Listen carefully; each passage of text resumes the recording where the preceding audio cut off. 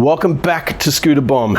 Take a seat, strap yourself in, because in this episode, I'm going to attempt to get this bike started for the very first time. Let's go.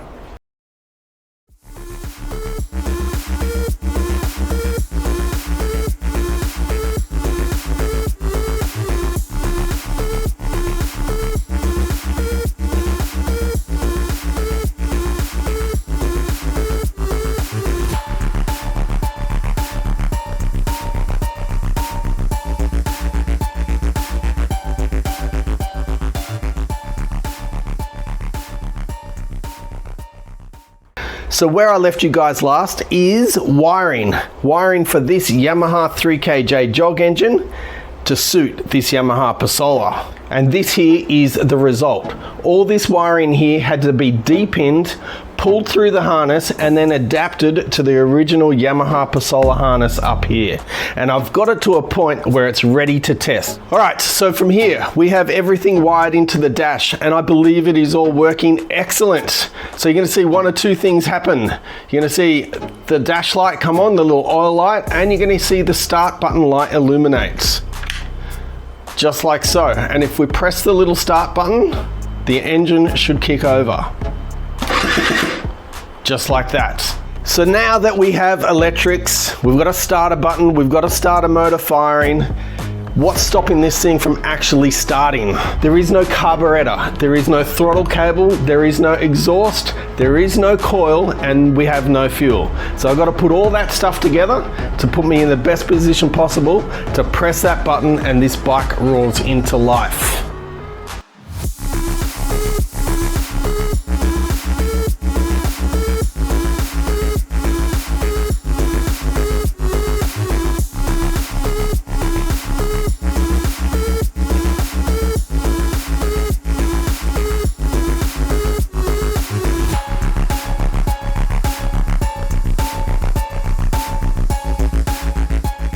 Moving on now to the carburetor, and of course I've gone with the Polini CP carburetor, and this one is a Polini CP19. Inside we've got a 40 pilot and an 80 main jet, and we've got the needle about the middle of the clip.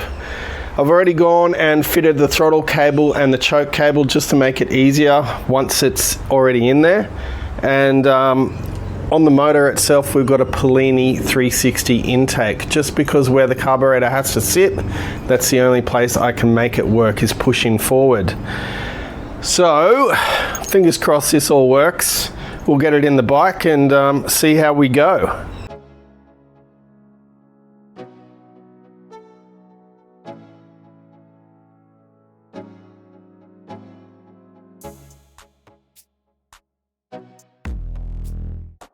We're at a point in time now where everything is installed that should make this bike start. All those parts that I just listed, I've put on. So we've got the exhaust, we've got the carburetor, we've got the throttle cable, we've got the choke cable, we have the CDI, we have the ignition coil, we have a spark plug, and I even have connected the fuel line from the fuel tank down to the carburetor. Everything is there for this recipe of excellence to go, except for fuel. So I'm going to put some fuel in the tank, and while I do that, take a moment to pray to the horsepower heroes that we actually get this thing started.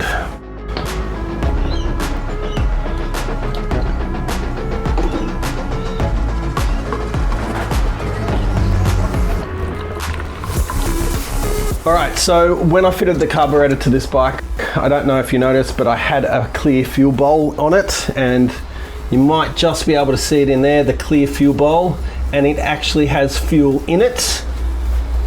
Now I did that just because of where the carburetor is located. It's very hard to get at. I wanted to make sure it did have fuel in the bowl before I started the bike, and it's there. All right, we are ready, but before we do that, let's put the choke on because we're going to need it, and turn the ignition on. The brake light should illuminate, which it does. We are ready. Now I've got to say I'm not entirely confident because hardly ever this stuff goes right, but here we go.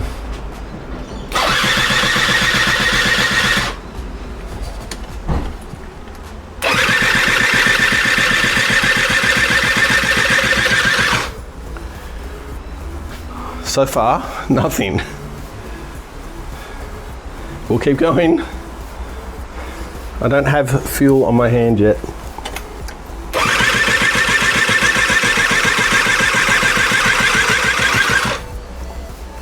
Still no fuel on my hand, so we might have an issue there. All right, time to try again.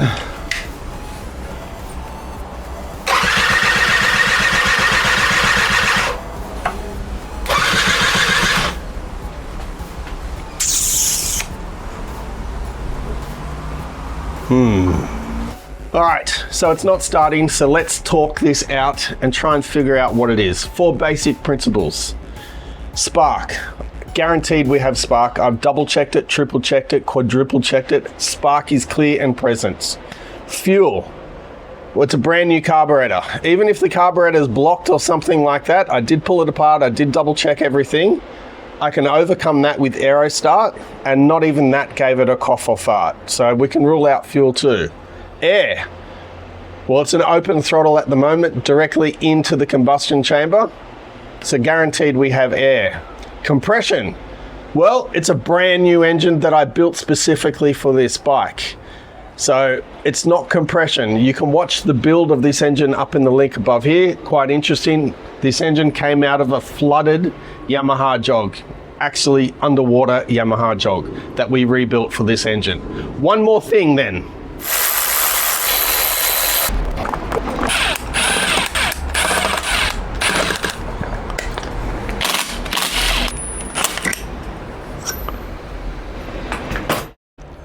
All right, so here is the stator. Now, as you can see, it is a brand new one. It is not the original stator that was on the bike. As I said before, this engine was involved in a once in a 100-year flood, and it was destroyed. Here is the original stator from that engine. As you can see, it looked like it went down with the Titanic. It's not fit for purpose. But my fear is they may be clocked slightly different, which may affect the timing. So what I'm going to do is I'm going to measure between this screw here and this bolt center to center to see what that measurement is, and we should have the same on this one here. If these two measurements here are the same on both stators, well then it's not the stator, I hope. So we've got 72.72. We transfer it over to this guy here.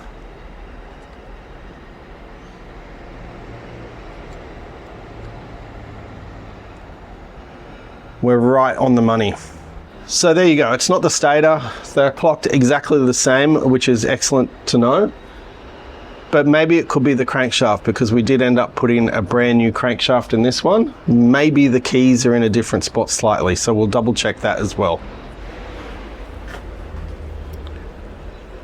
Double checking the original crankshaft showed that there was no difference between that and this stage 6 crank. So that's a bust there as well. Now I'm going to move on to timing.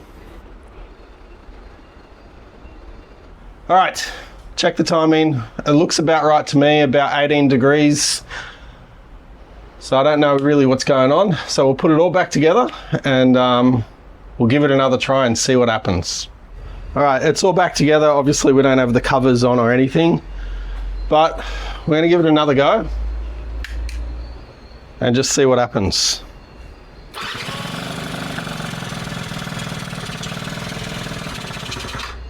Oh yeah, it actually worked. Amazing. Let's try, give it a bit of throttle.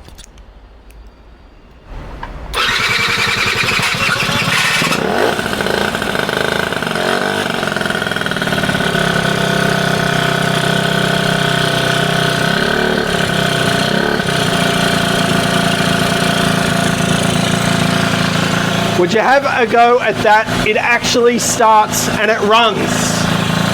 Check we got lights, we got tail lights. Awesome. We have indicators and horn.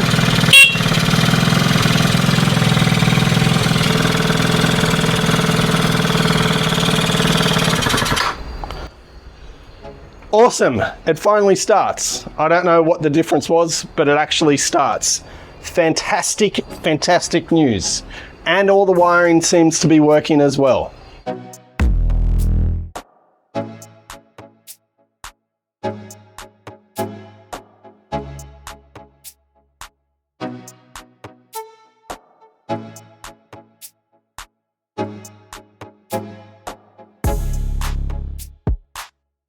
All right, that's the bike started and running, and it seems that I've done something good in the wiring because things actually work. We've got indicators, we've got horn, we've got front and rear lights, high and low beam, and to prove it wasn't a fluke, I'm going to do it again.